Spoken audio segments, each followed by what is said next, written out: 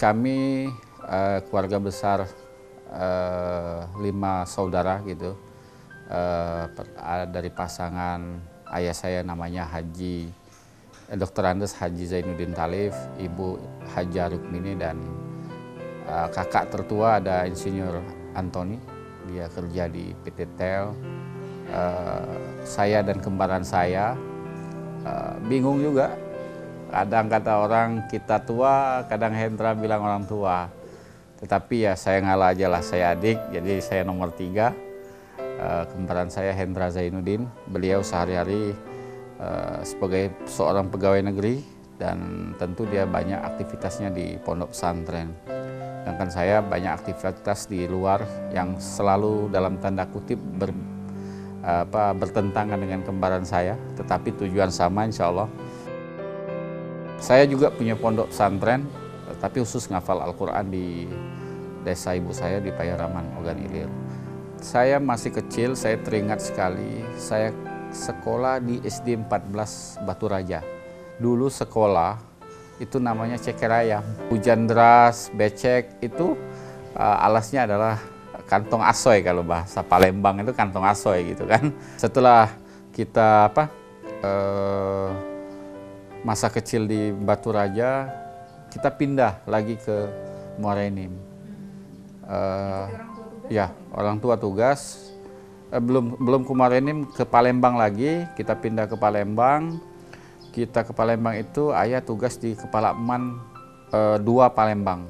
Nah, masa kecil kita itu dulu sekolah kita tinggal di daerah kampus dan sekolah di daerah Kamboja.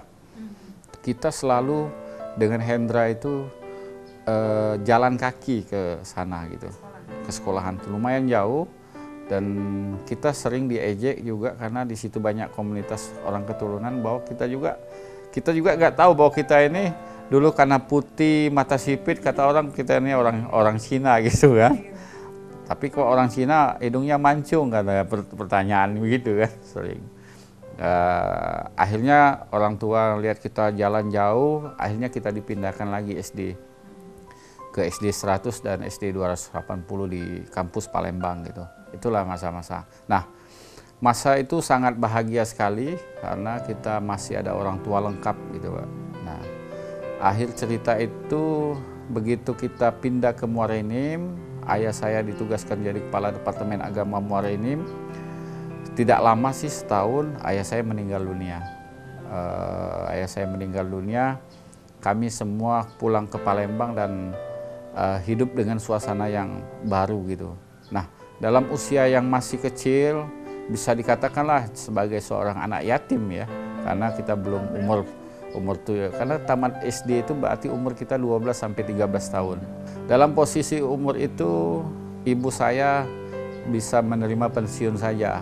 Artinya kakak saya yang tertua masih sekolah SMA, dan begitu SMA dia tamat, masuk kuliah yang mahal sekali zaman itu. Setelah kita lihat, karena ibu saya tidak bisa ada keahlian, akhirnya ibu saya memutuskan membuka warung sayur gitu ya, sayur-sayuran. Jadi kita pergi pagi, jam 4, jam 7 udah di rumah, semua ibu-ibu kumpul belanja dengan kita gitu.